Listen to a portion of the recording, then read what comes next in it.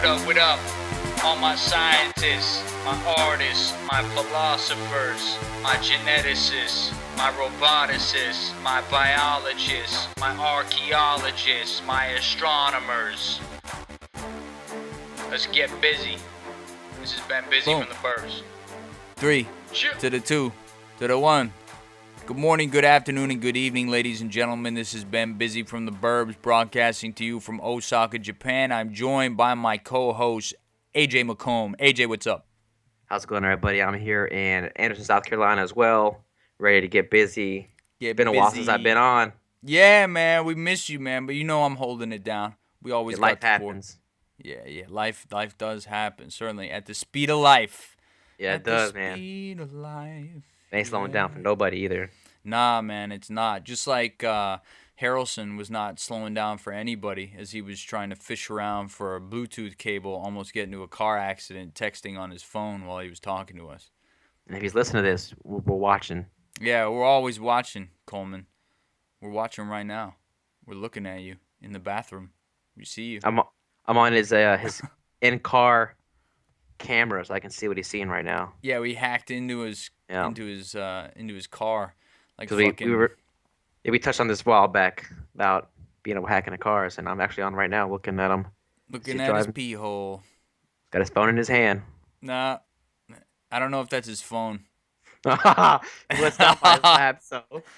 He's got something in his hand. I don't know if it's his phone though. I'm not gonna call him out. Yeah. We could add him to the call just to harass him. Yeah, we should definitely maybe get him on here, give him a taste of the business. Yeah, the business. We should prank call him like, yo, we're not doing a podcast. And like get him to say something real stupid. Get him to reveal some like horrible dark secret. And then like, all right, you're on the podcast. Out. Like, Coleman, remember that time that you were using the bathroom in Iwakuni and you ran out of toilet paper and you used your cover? Remember that? Because I do. Was that legit? Or are you making that up? I'm not just making it up. I could possibly see that happening. Yeah, like an emergency situation. Out at the shop out in the compound by yourself. Yeah, right, exactly. Because no one would notice if it was green on greens because it's so dark. You could get away with it, and people would smell it, obviously. Or if it's a lighter shade, and you got your deserts on. Yeah, right. If they're not sun bleached, you're good. Yep. Yeah. You have to like wipe it in squares. All right, moving on. Next topic. Back to the lecture at hand. So, big ticket item today is Turkey shoots down Russian plane. They said they warned them 10 times. Still, I can't help but be like, Turkey, you're dumb. You're stupid, Turkey. Like, why would you do that? The only reason they're doing that is because NATO's got their back. And according to the second article of the NATO Charter, any country that is attacked, that's the thing. I'm not sure if this charter applies. All they were doing was they flew into their airspace momentarily. I guess for 5 minutes they were in the airspace. Russia claims that they did not enter the airspace at all. Russia released a statement saying that they were nowhere near the airspace. They didn't violate any borders, and this could almost be perceived as an act of war. Absolutely. I think Turkey has gotten a little bit too big for its britches, but that's just me. Granted, they are NATO, so I have their back no matter what. But I'm worried they're getting us into some dark situation that we don't need to be involved in. What are your thoughts on it? What do you think? Well, right now, like for me, this is all breaking news. This is all developing now. It's developing today. We don't know all the facts. They may have killed the pilot after he pulled his parachute, he escaped, whatever, and they may have captured and killed him, or he may have, died on impact from parachute failure. We don't know all the facts, right? In that regards. If they did shoot him, that's in contravention of the Geneva Conventions. You're not allowed to shoot at a parachuting soldier, pilot, Marine, airman, whatever. Well, I mean, like they didn't claim it, but they're surrounding him with weapons and they're, praising Yeah. Allah Akbar. So I mean, it doesn't look too good from that regards. But I mean, NATO really should they be like? I mean, I understand like you have your conventions and you have your rules and you have like the reason you have about this is that you can have each other's back.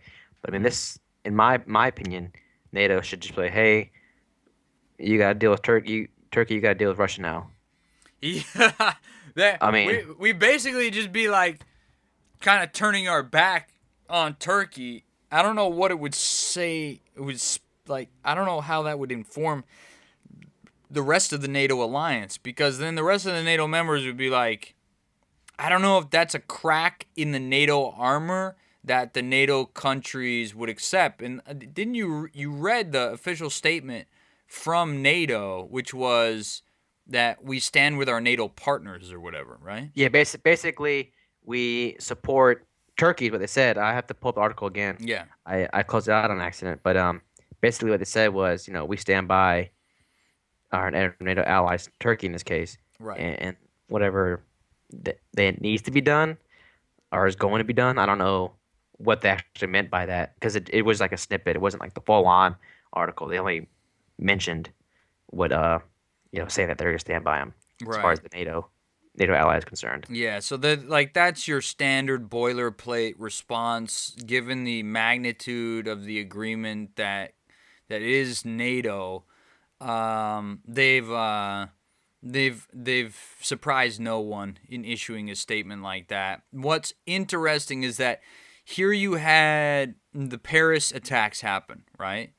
Paris attacks happen. There's this overwhelming response by just the civilized world to exact some type of revenge, to attack these motherfuckers wherever they live, wherever they are alive, and make them dead. And Paris goes out, France goes out, and launches like, so many hundreds of coordinated attacks against ISIS targets inside Syria and Iraq. Okay. Then the next day, I hear, oh, now France is coordinating their attacks in conjunction with Russia, and that Russia is also now writing on their bombs like for Paris, like that Russia and France are like, you know, I mean, just some ordnanceman writing letters on a bomb, some O-level guy writing letters on a bomb, doesn't really mean that there's like a high-level alliance going on, but at least like in the spirit of it, with the guys that are actually fighting the war, that there is some kind of harmony in terms of like what the directive is, like what the goal is, what the objective is, which is to destroy ISIS. What's interesting there is that, of course, France is one of the signatory members of NATO, and I just wonder, like, what's going to happen here? You have the EU being like, fuck you, Turkey, you are never becoming a member of the EU. It is never going to happen. No matter how hard they try to lobby, it will never happen. And yet you have NATO, which is a slightly older, actually a significantly older alliance. You wonder, like, where do these alliances fall when if shit were to actually hit the fan? Where does Europe fall? Does Europe necessarily fall on the side of NATO, or do they fall on the side of the EU? It's Well, NATO questionable. isn't specifically EU part because there's other countries Right. outside of Europe that are in NATO and Right. EU. The EU alliance, whatever you want to call it, Mm-hmm. was created. Correct me if I'm wrong, but after World War II. Right. So I mean, I don't know because Russia technically isn't part of Europe, Mm-hmm. and they should be part of NATO, but I don't think that NATO was intended to combat Russia, so to Right. speak. Right. So in the Cold War, you had the two like opposing forces. You had the Soviet Union on one side with the Warsaw Pact, and that included like all of the Warsaw Pact countries. I don't know which countries they are, but it was like the Russian Soviet version of NATO. And then, of course, on the Allied side, or I'm sorry, on the like on Europe's side and England, France, United States, we had NATO, and these were like the two. This is how the world kind of split. Then you had third world nations. This is where the term third world comes from. Third world didn't mean, impoverished places. Like I think Switzerland was known as a third world country because It's underdeveloped. yeah, that's Yeah. that's kind of what it's come to be known as. But back in the day, when the Warsaw Pact and NATO were formed, third world meant that they were not a signatory to either alliance. Like that they were just independent. They weren't a member of NATO. They weren't a member of Warsaw Pact. They were third world countries. But now, of course, it's come to be known as, impoverished places, like because, well, I mean, who wants to sign what difference does Somalia have in an alliance during the Cold War between, European nations versus Russian nations? Like it doesn't make any sense. That's why they're third world. But Here's a snippet from the Secretary General of the NATO Council. snippet, hook it up. It says, "We stand in solidarity with Turkey. Diplomacy and de-escalation are important to resolve this situation." And then from the Al Jazeera News Network, which I take with a grain of salt, Yeah. but they quoted Putin as saying, "Instead of immediately establishing contact with us, as far as we know, Turkey turned to its NATO's partners to discuss the incident as if we had hit their plate and not the other way around." Yeah. And then I'm guessing this guy's from Turkey. I can't pronounce his name correctly. Davutoglu. Yeah. I think that's how he says. Everyone It's must a know that prime it's minister, our. I think. Oh, it is okay. Yeah. So everyone must know that it's our international right and national duty to take any measure against whoever violates our air or land borders. Which I mean, if someone would have crossed our borders, we would have done the same thing. Right. Here's the So- cat. Yeah, go ahead. So I mean, like, Russia say they didn't cross the border, and also saying Russia saying like we hit them, and they retaliated when they were claiming that they were conducting operations like they had been for probably 2-3 months now. And Turkey, I guess, is saying basically you violated our imaginary lines, so now we're at Somebody's lying. Somebody's someone- lying. Either the plane crossed into their airspace and was there, and they tried to warn it 10 times like they said, or it didn't, and it was in Syrian airspace. Somebody's fucking lying. Here's the rub, though. This is the double standard that I don't fucking understand. And there's a meme for this. That Joker meme where he's like, something happens and nobody bats an eyelash. And then one thing happens and everybody loses their fucking minds. Well, there's one like that says the U.S., France, Turkey, and Israel have been violating sovereign Syrian airspace routinely for the last year and nobody bats an eyelash. A Russian plane crosses into Turkish airspace once, and Turkey loses their goddamn mind. That's the thing. There's a double standard. You can't cross into Turkish airspace, but Turkey can do whatever the fuck it wants to Syria. That's what that means. I think that's a double standard. the whole point of that meme is to it's sarcastic and it's to make a point across. That's the whole point of that meme is hey, it's absurd, right? Yeah. You're being an idiot. Yeah. One of my friends posted a funny quote. He said, "I'd just like to remind Turkey that it's Thanksgiving soon." Oh yeah. That's good.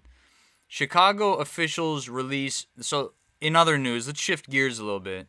What do you want to go with? Technology or more current events? We can do current events and then loop around technology. And there's an article I want to talk about Phobos. Oh yeah, hell yeah. This stuff is kind of heavy.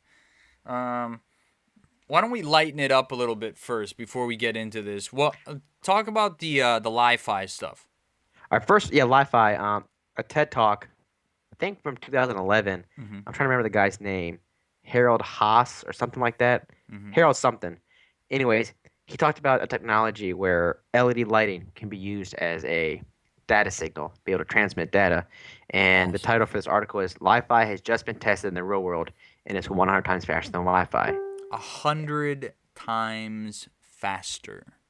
And I'm assuming they're not, using an old like 802.11n. I'm assuming they're using 802.11 AC, which is the fastest Wi-Fi. Most recent protocol. Most recent, yeah, that is like the fastest right now. So if that's the case, then I mean, That's awesome. they say that it's able to record up 224 gigabits per second, and that's an equivalent of 18 movies that are each 1.5 gigs. So I say, basically, goddamn. 18 times 1.5 gigs every second you can download just like that.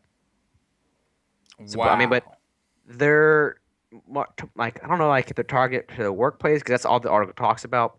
But it has like a graph showing like lights and then showing signals to internet access, video streaming, encoded data for on and off switches for any peripherals, lights, AC, clocks, wireless thermostats, and then it even shows it for data for like plants saying, Yeah, "Hey, but water like, me." okay, if I'm in the office and my office has Li-Fi, how am I going to be able to concentrate if the lights keep flickering on and off? Because that's how it's working, right? Well, that yeah, and then they say not to worry because um, it flickers so fast that it's so many times per blink of an eye. They couldn't even use a time like a second or a tenth of a second. They had to use the blink of an eye as a measurement because I it see. flickers so many times in between that. It's like it It's looks like a constant. imperceptibly fast, yeah. Yeah, it's a constant stream. There's no you can't perceive the actual I'm break wondering, in. like, how far away from the device does it have to be, though? And, like, how many emitters do you need? Does every light bulb, like, do you have to be kind of generally under the light bulb in order for it to work? Can you be across the room? Like, I wonder about that stuff, too. Well, here's what it says. They're calling it VLC, visible light communication. Mm-hmm. And it's a medium that uses light between 400 and 800 terahertz. Mm-hmm. And basically like an That's incredibly fast. advanced form of Morse code. And flicking an LED on and off at extreme speeds can be used to write and transmit things in binary code that What would the then be fuck?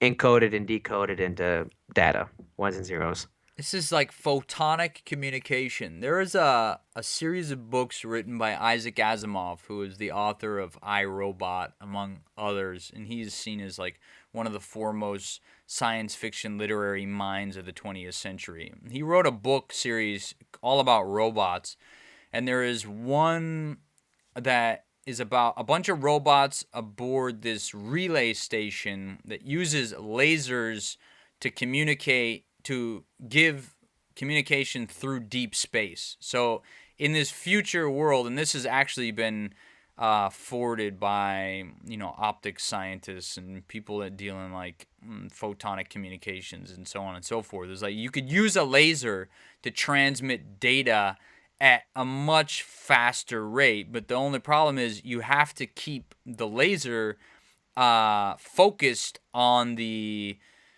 destination plate or whatever absorb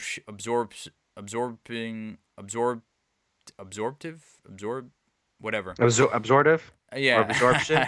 I don't know, the absorptive material that you're using to like receive the light, right, and then turn that back into data. You have to keep that extremely steady. So in this future novel, the robots are used to like focus the beam and keep the beam focused. Light is probably that's and this is where it gets dicey. I would need to talk to a scientist because like isn't everything on the electromagnetic spectrum? Isn't everything that's on the electromagnetic spectrum considered light? Well, some things, I mean, yeah, in a sense, because some things, even if it's in a wire or like actual physical thing, some things use light impulses to transmit data or signals or whatever. So, I mean, in a sense, yeah, but then when you look at the spectrum, like where does it fall on there? That's where it gets, because then you get the audio spectrum, which is Right. not on light, but it can still do the same thing that what they're talking about, this li-fi. Yeah, it's strange, this distinction of different kinds of energies, right? If we're all just talking about energy, I don't know. Anyway, the That's awesome. LiFi, that's incredible. I'm wondering like what I'm from like a what do Well, you they're quoting here that a uh, what is it? French company Oldacom, yeah.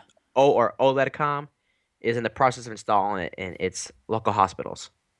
So they're Okay. implementing Li-Fi like currently. So I mean, I guess this would be like a trial run to see if it's better or worse or I has wonder downsides. what do you think the unintended consequences are? Because like there are epileptics who, if they see flashing lights, it can instantiate, it can produce, an epileptic seizure. Are there They're any saying risks? they're saying in this article that they're. I mean, that's obviously a pretty big factor. Like people Yeah. can't go to concerts because of that. But they're saying that there's no perceivable like you won't notice it. You'll just see lights are on and that's it. Okay. So he's like, Yeah. well, you might be worried about how the flickering office environment would drive you crazy or cause a medical condition. Saying, don't worry, um, the LEDs can be switched on and off at speeds that are imperceptible to the naked eye. So you It's won't notice it interesting. basically. That's such an interesting technology, and just using light in general to communicate itself is really an interesting technology and has a storied history. You're dating back to the signal lights on ships. The U.S. Navy used to communicate using lights at sea, right? This is like not something that's really new. It's just now it's taken on a whole different level of sophistication. So all right, so that was cool, like keeping it light, right? Good to lighten it up. All On a right, on a funny side, yeah, go for it. a senator from Ohio, Oh God, Senator Sherrod Brown. that's false. Okay, he says since the beginning of the Bush administration, when we were attacked September 11th, he quoted it, Yeah. we've not had many major terrorist attacks in this country. We've had individual crazy people. Normally, they look more like me. And he's referring to white male. Then Ah. they look like Middle Easterns. And they are generally white males who have shot up people in movie theaters and schools. Those are terrorist attacks. They're just different kinds of terrorists. So Right. he's trying to drive this narrative that individuals shouldn't fear Muslims or an Islamic person, whether they're you know whatever their background is. He said he's trying to say that they should fear white men more Oh because they're God.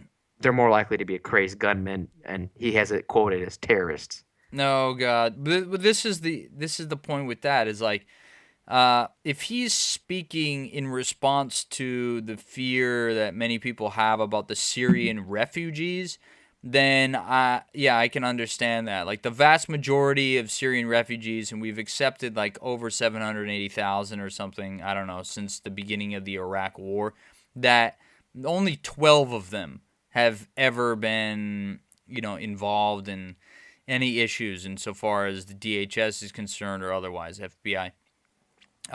So statistically, yeah, that makes sense. More, I guess, white males, have murdered more people in the United States, though, in mass, maybe in terrorist attacks. But I don't know. It's a dicey. Once you start down this path of racializing any debate, like, I think that, like, Well, you can pull any stat or any like instance, and you can make it say whatever you want to say. Like yeah, so, exactly. I mean, it really Like, you would need to do like yeah, a global right, thing, and then 37% of the world's population are Caucasian males. right. Or not 37%, like 28%, something like that. But still, a quarter of the world population are Caucasian males. Pretty sure we're not causing the majority of death and destruction on the planet. Pretty sure that it's all evenly distributed. And then you have, like, what do you have about white Caucasian males who are Muslims? As many of the people in Syria are basically white. If you were to see Yeah. them, you'd be like, that's just a white guy. Or like Muslims in Iran, they look white as fuck. You know what I mean? Like, I Or mean, they some could of them, border on the Italian yeah, look, yeah, like olive which is skin, right? still a Caucasian male, basically. Yeah, You're it's just just, I don't know. It's just like such a. I Uh, just thought as a troll, but I mean, he's old and doesn't understand what that word probably means in the right context. yeah, So, it's dicey to get into. I don't know. Just like the racialization, when racial tensions are high, and this segues perfectly into our next segment, which is about Chicago officials releasing a video in the shooting of a black teenager. There was a 17-year-old black teen who was shot 16 times, and the police officer is being charged with first-degree murder. There was that, and then also in near Ferguson, there was 2 white males who just shot and killed 6 to 7, or between 5 and 7 Black Lives Matter protesters last night. Like, this is starting to get ridiculous, people. Like, this is, if it hadn't been with, I don't know, what appears to be, I can see this from every angle. I can see this from the perspective of someone who might say that, black lives have been under siege by law enforcement since time immemorial, dating back to before the civil rights movement. There has been this issue with like extrajudicial killings on part of typically white police officers, and yet I can also see it from the perspective of the police officers, which is that just because there are a few bad cops doesn't mean that you fucking, throw them all under the bus. Who do you call when shit hits the fan? You call the fucking cops. Yeah, exactly. And then, oh wait, I gotta be scared that they might shoot me. Yeah. This happened on October 20th, 2014. The shooting in Chicago? Yeah, and then I guess they're just now releasing it because he's walking down the middle of the street, not responsive, and they just shoot him. What the fuck? I don't know I didn't see a weapon in his hand or anything, but he's just cops pull up behind him and in front of him, and he's not listening to him. Their guns are drawn, and then he like just gets shot, and then you can see him getting shot on the ground while he's laying there. Oh my god! But it was more than one cop though, so I don't understand. The role of a cop is like, I've heard Joe Rogan say this too. It's an impossible job to expect a human being to have to come up against the scum of the world, okay? Like, I'm not saying necessarily in this case particularly, but in general, cops, they're not interacting so often with, the good guys. The cops, 9 times out of 10, are having to deal with someone breaking the law, or someone beating their wife, or fucking having murdered someone, raped some kid, done something terrible, broken into grandma's house, whatever. Like, they're having to deal with these people on a regular basis. To think that someone, like a human mind, can be resilient enough not to fucking snap at some point, not to just fucking go crazy, that's asking for too much. It's not possible. I've seen something like that before. I don't know if Joe Rogan said it, but I think they may have quoted him on that, and it said something like a cop is expected to be a lawyer, a pastor, or not a pastor, so to speak, but supposed to be like that, like a counselor, counselor, yeah. Like listed all these titles of jobs that are really hard to do with by themselves, yeah. And expecting someone to do it instantly in a moment's notice, right? To a stranger. And then you're constantly worried that, okay, that person that you just pulled over, are they gonna fucking open up on me? You know what I mean? Yeah, like every car that you pull over could be your last. It's a potential like threat. Yeah. And you don't want to. And if it's a black person, you don't want to be perceived as a racist or Right. prejudice. Right. Well, breaking news happening right now. What? New Paris suspect identified and manhunt is underway, and they got, I don't know, like SWAT looking dude with, he's Where wearing the hell like is this is happening in Paris right now. Like there's live footage of Oh shit. cops swarming the streets. So this is Tuesday, November 24th, 8:40 p.m. Eastern Standard Time. It's going So down. for anyone watching this or listening to this in the future, I hope they bag him, man. There's no call for that. If you want to fucking fight, don't be a fucking bitch and fucking open up on a fucking crowd of, music lovers at some fucking concert. Go to a fucking military base. You know what I mean? Fucking You know what's weird? yeah. The band is from Greenville, which is 20 minutes away from here. Oh And shit. my fiance talked to the cousin of the lead singer, and Yeah. like she's saying like she just couldn't believe like because the band members they were fine. The agent, their agent, traveling agent, whatever his title is, he was shot in the leg or something or in Mm. extremity. But she's saying like it just unreal, like because you see it in the news, whatever people say it stuff, and like she just couldn't believe that it possible. It's Um, awful. Just so I mean, it's just absolutely awful. Did you see the pregnant woman hanging by her fucking fingernails out the back window? no, I didn't see that. The Bataclan is, one of the most famous live music venues in Paris, and there is this alleyway that runs up the side of it. And there was a pregnant woman who, upon hearing the shots, ran to the bathroom, climbed out the window, and was dangling from the windowsill by her fingernails. It was like 2 or 3 stories in the air. Pregnant woman. And luckily, thank God, there was someone there who was able to drag her back in after the shooting had kind of subsided, everything kind of calmed down. They brought her back in there. Not sure exactly like the timeline and the details because I don't know if there was still hostages being kept in the Bataclan or whether the shooters just opened up, killed people indiscriminately, then got in their car and drove away. I forget exactly what happened. As I recall, there was a hostage standoff. They were all wearing suicide belts and they detonated those after the police started to close in on them. Well, there was a hostage situation. I mean, they went in there and they shot a bunch of people.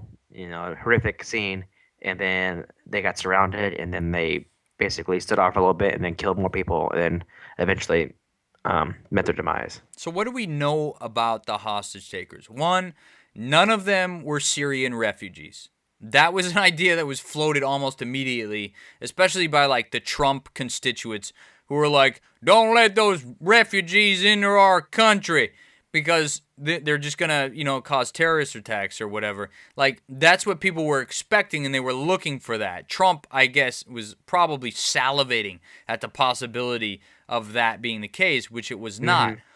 Who were these guys? They were well-to-do, middle class, upper middle class, Arab,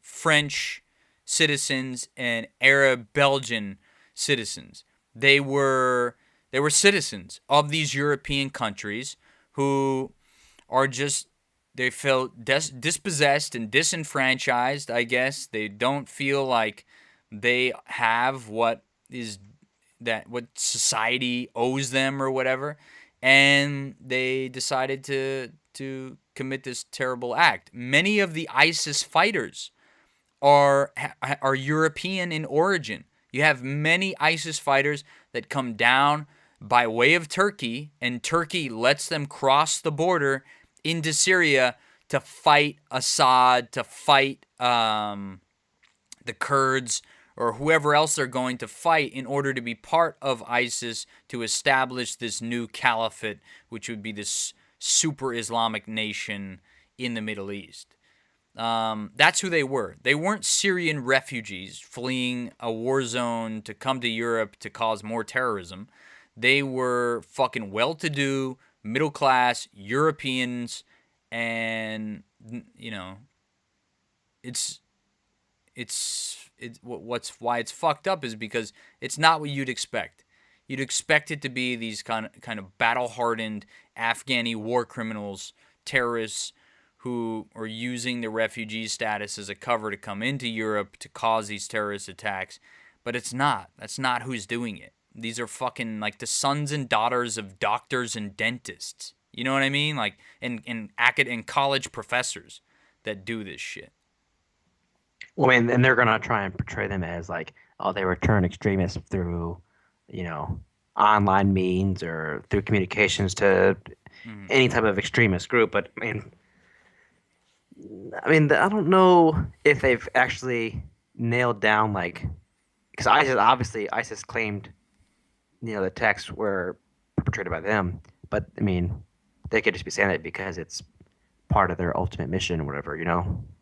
Like, did they really train these guys? Because everyone was saying like they looked trained, the way they were handling the weapons, the way that they were, coming in and being meticulous. Like they weren't like they didn't look like your average guy just holding a gun. You know, Yeah, they these looked were yeah. trained. They were all So blacked out, had all black it, gear on. and so they're obviously trained by somebody, whether it was an extremist or if they just went to some place in the local community and got weapons training somehow. Like, I'll tell you but they right were. now. Go ahead. No, you go ahead. Yeah, I'll tell you right now. I do not trust Turkey. I don't trust them as a member of NATO. I don't trust them as a would-be member of the EU. I don't trust them insofar as their kind of tacit support, the tacit support that they've rendered to ISIS fighters to allow them to cross through their territory. I don't trust them in how cozy they are with Saudi Arabia, and we're also very friendly with Saudi Arabia, probably one of the most oppressive human rights violators on the face of the planet. I don't trust them, and I would not be so I wouldn't it would not be a surprise to me if I found out that those fighters from Belgium and from Paris were trained in Turkey and came to fucking Europe to carry out those terrorist attacks. Otherwise, I mean, you don't necessarily have to go to a training camp in order to learn those tactics and techniques. You could train that. YouTube, Say again. YouTube, you can learn online. Yeah, Like exactly. YouTube, it's right? self educate.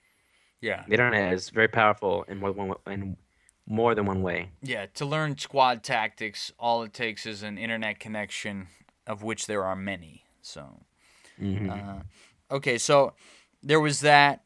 Um, what else we got? You wanted to mention something about Phobos. Let's switch gears again. All right, so on a lighter side, and those that have like a astronaut little kick Hmm. of news that pertains to space. Anyways, Phobos, they're doing a study and research on Phobos' makeup as far as it goes material, Hmm. and they're I guess saying, and it's not going to happen soon. They're quoting 20 to 40 million years, but Phobos could basically fall apart and create a Oh ring shit. around Mars, and then the center core of Phobos would eventually crash into Mars. Whoa. Yeah, I heard something So, about this. It takes like 20,000 or 20 million years, right? yeah, well, they're quoting 20 to 40 million years, so this would never happen in our lifetime. Well, it But, depends if we're able to yeah, it depends achieve on how you, longevity escape yeah. velocity, download ourselves into robots. Well, time's relative, so maybe if we could go somewhere where an hour is 20 Oh, million years. yeah, interstellar style, right? Just to get your brain thinking about that. What happens when you 'Cause, like, go? What happened when he went into the Tesseract? Did time slow down? Did it cease to exist? Like, where would you have to go in well, order for 20 million years to take only, a couple minutes, a couple hours? well, for him, he was out of time as Hmm. far as when he was communicating with his daughter. Hmm. So for him, he was. I mean, obviously this is all theory, but as they portrayed in the movie, for him, he was out of time itself. He was no longer part of a timeline, or he didn't see it linear, where he could only experience it one at a time. He Right. could basically, like pages on a book, flip through time. And so Yeah, like that's how they portrayed it, where he could just move around in time, that's wild. but he was in time itself. So if wormhole were to be close enough for humans to reach, and technically we could go into them and not die, be stretched into main pieces, whatever. Hmm. Maybe there's a way to experience time, and not in its current context how we experience it, where it's linear and we can only experience it like time. Like I just read something where time is the only factor. Like everything else is based off time. So like if there's a place where, and then even though when they went to that planet where an hour on the planet was like 7 years or something, The ocean planet. yeah, like even then, like So if we were to go there and experience 70 years, I don't know how to do the math because you got to do hour to days to weeks, months, and then you get something like it'd be a long time, but it still wouldn't be 20 million years. So to be able to experience 20 million years in our lifetime as of right now, we'd have to go to somewhere where we could feasibly move through time physically and not mentally. Fascinating. But I mean, this all like can break your mind trying to think about it because we can only experience it how we experience it. So like trying to experience it any other way, like your imagination goes amok when you're trying to grasp it. I'm kind of curious to know, like take Mars and Earth. There's really no temporal, like, if I was to go to Mars now, right, and I was to land on Mars, there would really be no temporal difference, would there? Because if we had instant laser, photonic communication ability with zero lag, or maybe even 5 minutes lag, we could have this same It's only an conversation. 8-minute lag. I believe it only takes 8 minutes to transfer Light? small amounts of data. Okay. Well, no, light from Radio here to there is like, yeah, radio waves. It's like 8 minutes or it's like 48 minutes. Right. But I mean, it's still like in that, that it really isn't that. When you're talking about being hundreds of miles away, 100 million miles away from somebody, that really isn't that big of a deal. No.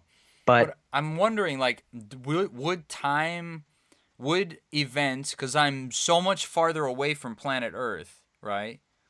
Would events transpire quicker on planet Earth?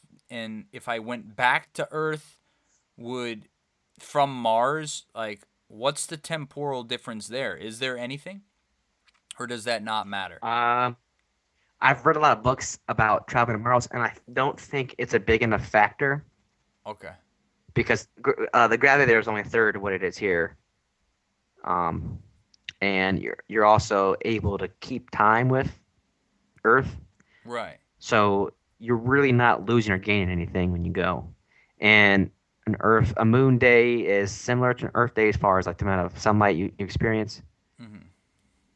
Well, that So raises the question: well, why should it matter in Interstellar when they go down to the ocean planet, or stay in the spaceship? Like, why, if you can keep time there, like, what is happening here? Is it the gravity? Is it the sheer gravity of the planet? Like, what is causing? well, I mean, it's just confusing. if I'm reading your question right, the gravity on that planet was so great, and there were because time is relative. So like they're trying to, and this is trying to. It's hard to explain because it's the theory. It's not proven, but it is proven, so to speak. But time is relative, so an hour on that planet is not the same hour that the guy in the spaceship was experiencing.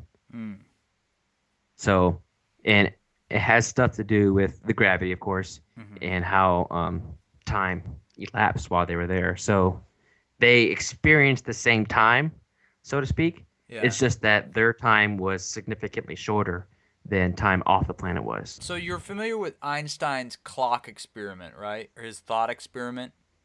Where he's like, you leave one clock on planet Earth, you take the other one into space. The one that you take into space will go slower than the one that's on the surface of the planet, right? And they actually tried this, and it's true, and it worked, right? Well, it did work. They proved it. Well, if you take that same clock and you transport it to Mars, is it really that insignificant of a time difference? Is it really only like 8 minutes difference? Or when you bring that clock back to Earth, I'm really curious to know, like, what like the clock that's in the Curiosity rover now, if we bring the rover back, how much time would have elapsed on Earth versus for the rover? The same amount, right? Well, I think that is a runtime clock. So it's the clock is counting Earth seconds.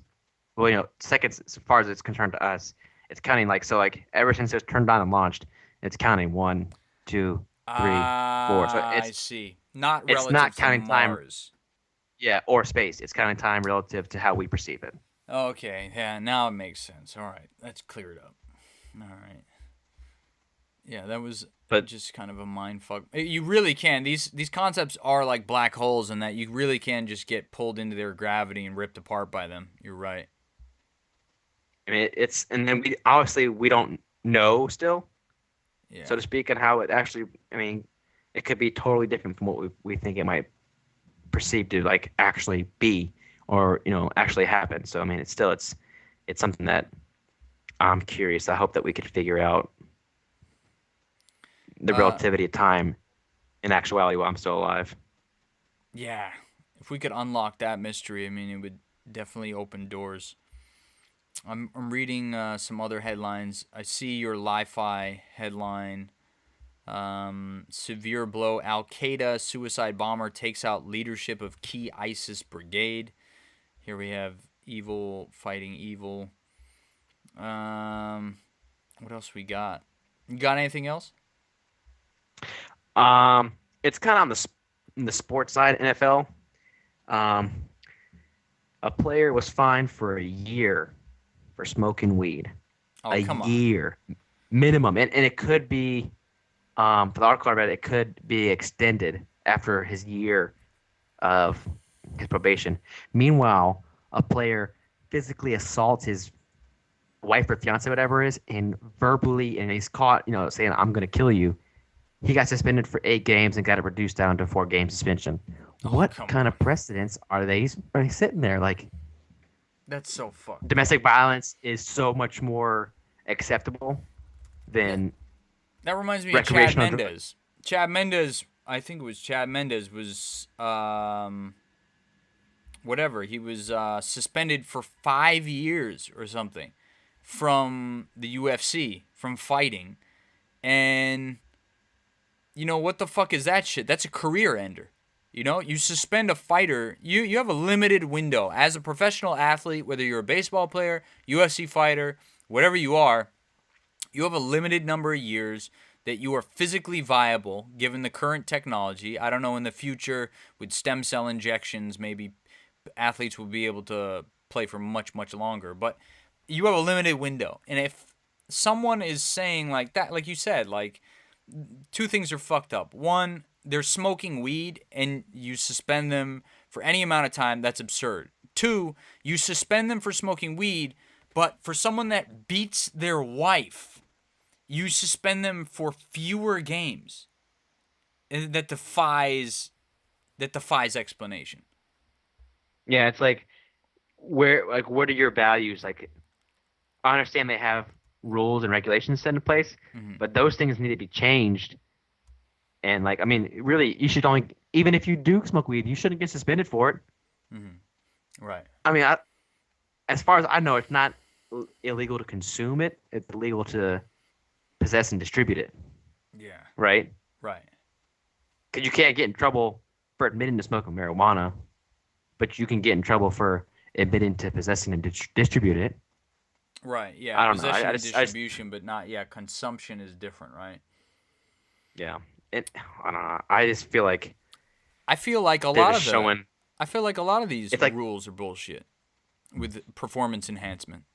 Let them take all the fucking steroids they fucking want. That's me personally. Okay, you can disagree with one. it. I respect that. I agree with it in a as long as anybody can do it, Right. and like if you don't do it, you're not going to perform as well. Mm-hmm. That's on you. Mm-hmm.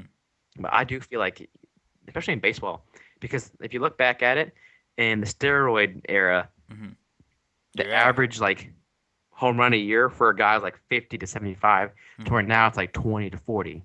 So more guys are hitting home runs now than back then. Uh-huh. But the guys that like Barry Bonds, Mark McGwire, like all these guys that like are probably like household names to a lot of people, they were hitting like 50 plus home runs a year because of steroids. But it was something. It's what people watch baseball for back then. Right. Exactly. It was fucking much more entertaining.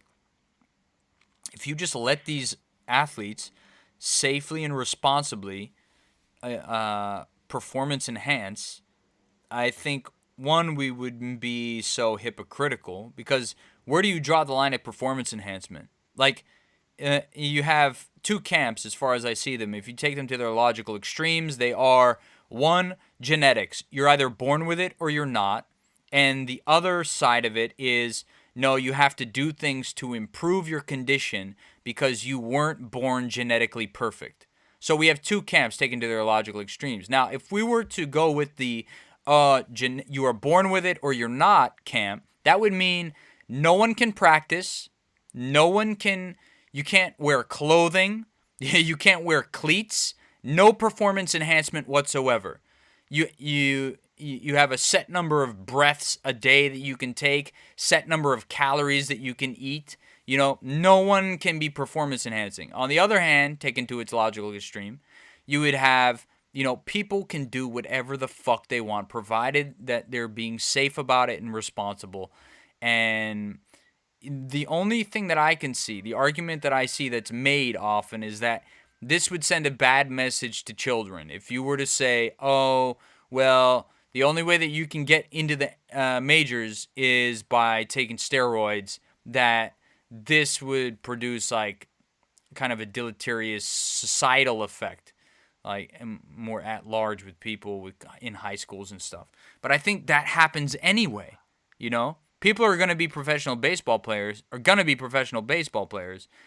they're going to be exposed to all of those things. People who aren't are not. It's not going to cause this drastic change in society where everyone's going to be doing roids. Also, if it's an even playing field, like you said, like to both extremes, it doesn't matter. And then the other thing you said about like kids getting a bad message, I think it comes down to the parents. One, if the parents have the capacity to explain to their kids, look, they're taking such and such drug, or they're doing such and such thing to their body. Here's some side effects to that, but here's what they're able to do. Like, Right. As long as like you can coherently portray positive, because everything has a positive and negative to it. As long as you can coherently portray to your kids or to future users of these drugs, like, hey, you can crush a ball for 500 feet with a baseball bat, but you might have a smaller penis. Right. Like, oh, I don't care about my penis. I want to hit a ball 500 feet. Okay, then boom, here you take these and you're good to go. Right, as long as you're educating them as to what the risks are, and they have all the information they need in order to make an informed decision. That's I think that's where we should stop. And this informs everything, including our policy as far as illegal narcotics are concerned. Like, who are we? Who am I to tell you what you can and can't do to your own body? It's ridiculous. It's your body. You own it. That's yours. You know what I mean? Like, who are you hurting by, doing whatever it is that you want to do to your body? I mean, I guess as a government, my only concern should be that you are consuming safely and that you're not hurting yourself.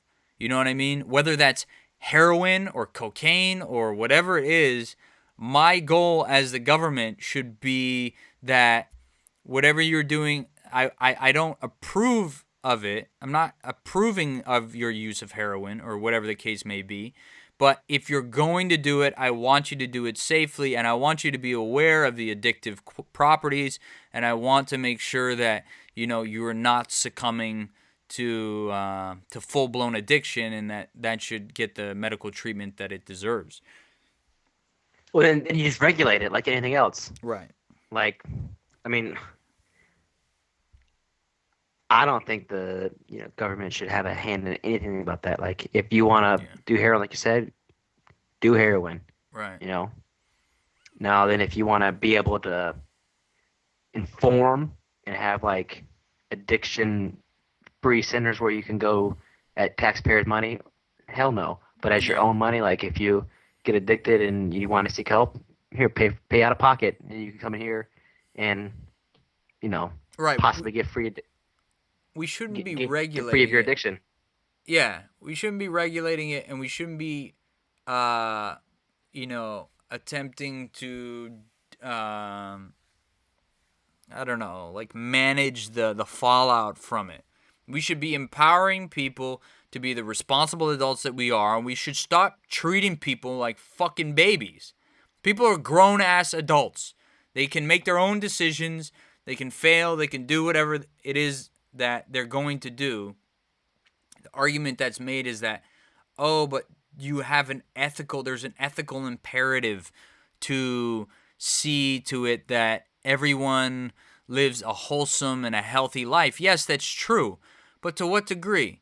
To the degree where I'm like basically eliminating someone's own liberty to do what it is that they want to do? No, that would be un-American. And yet somehow, through the strange course of time, this is what it's become in America. Is that it's the mommy state, they call it, where the mommy daddy state is telling the little baby citizens what it is they can and can't do. It's like you're dealing with grown-ass adults here. Grown-ass men and women that can make their own decisions.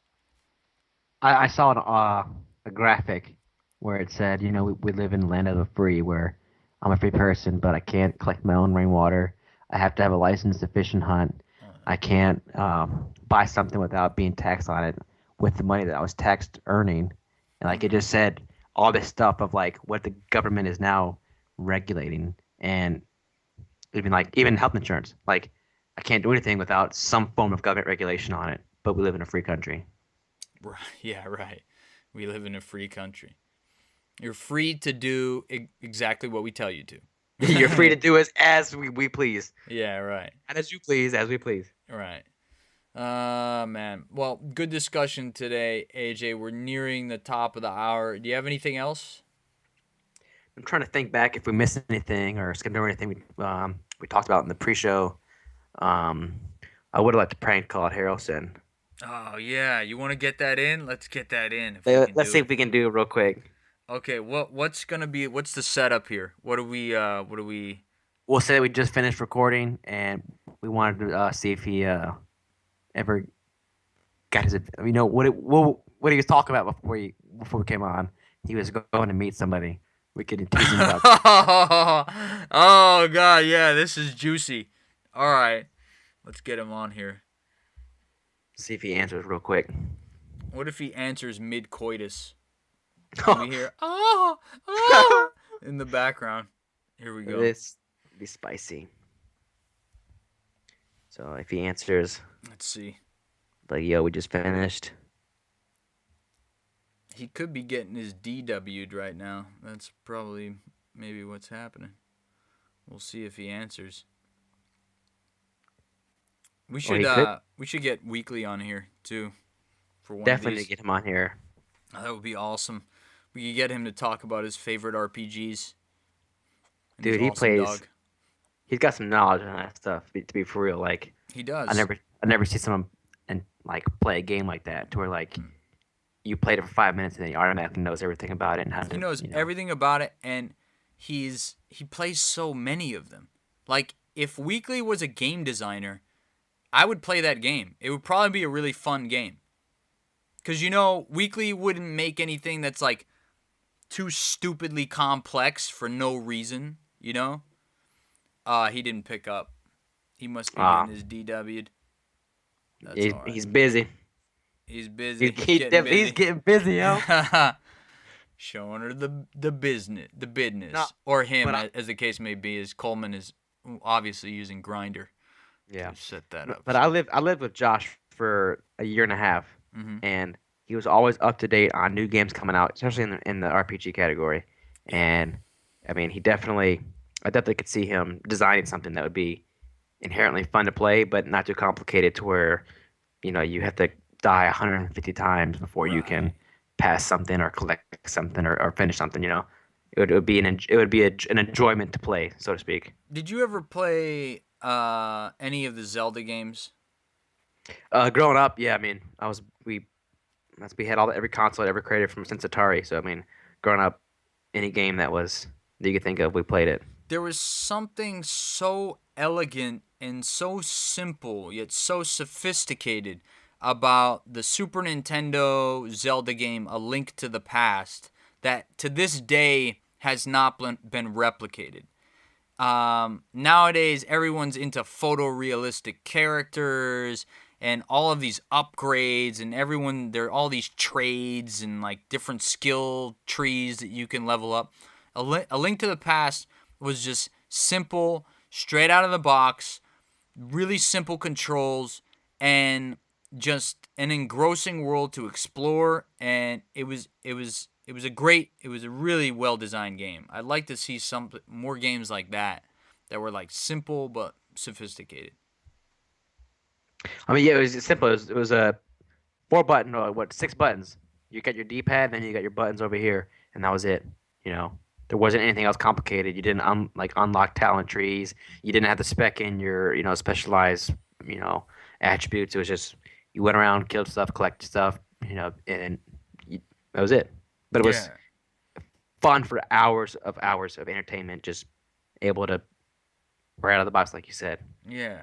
We need games like that. It seems like in order to get good at a game now, you need a fucking PhD in it. Like you have to like get a textbook and like read or like play hundreds of hours, and there's just such a steep learning curve on so many games that I mean, yes, are they graphically they're much more impressive, I think, but I think they've lost something. There's like a soul to games that is missing in many games these days. But I don't know. Are you going to be one of the early adopters of the new VR technology that's set to hit next year? No, in the fact that I probably won't be able to afford it, Okay. and also I don't know if I would actually enjoy, because I don't enjoy 3D Hmm. experiences, and VR is similar to that, and where you have to wear something in order to experience it. And I think it's a way where you can just experience it without having to actually wear any gear, or if they can implement it that way, I might be interested in it. But as it stands right now, I want to make sure that the people put it through its paces and make sure it's worth the money, because it's not going to be cheap. You need the hardware, the software.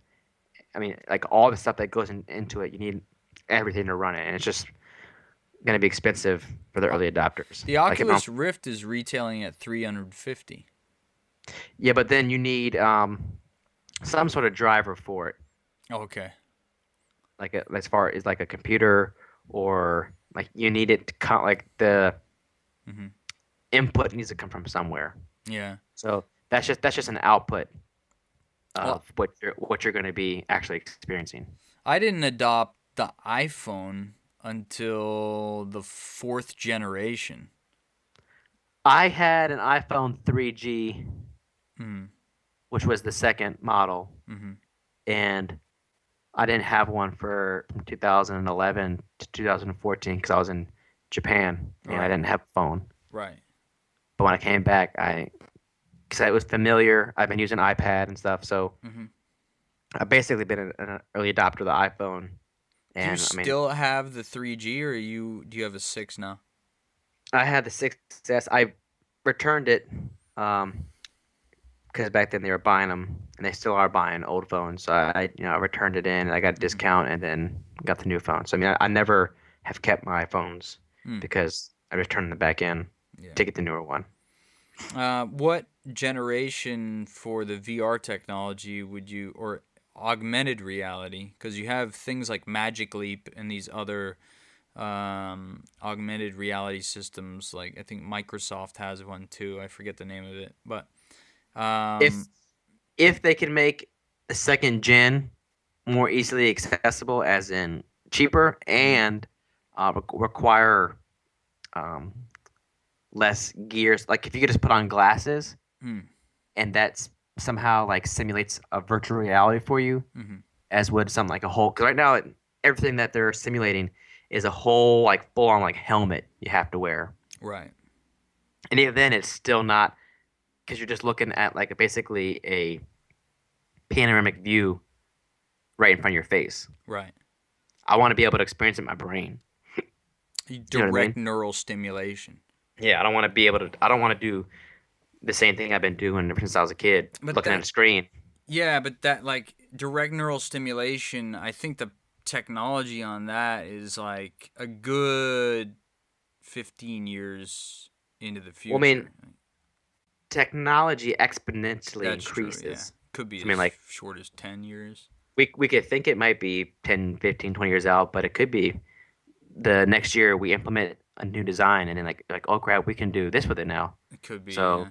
timeline could shrink dramatically I to where think my kids could be doing it. Oh, absolutely. I think the future of displays is is not so certain. I think, like you said, direct neural stimulation is much more likely if we were able to get to the point, and we will once we're able to get to the point to harness that technology. That's what we'll be using.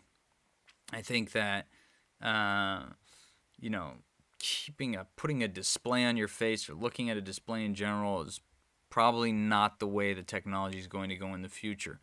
So, all of you invested in display technology companies, you should I don't know, you What should in divest. the meantime, they're going to earn revest. They're going to earn some sort of profit because everything right now, computers, handheld, TVs, everything is it's like your immediate profit right now is in displays.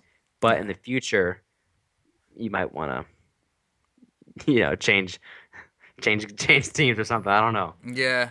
I'd like to Because get Mhm. even 4K, like it's still new, Right. but a lot of people are like, I really a good 1080p and a good 1080p TV that's 1080p content. I really can't discern the difference between 4K, and In it's because 1080p, right. No, yeah, yeah.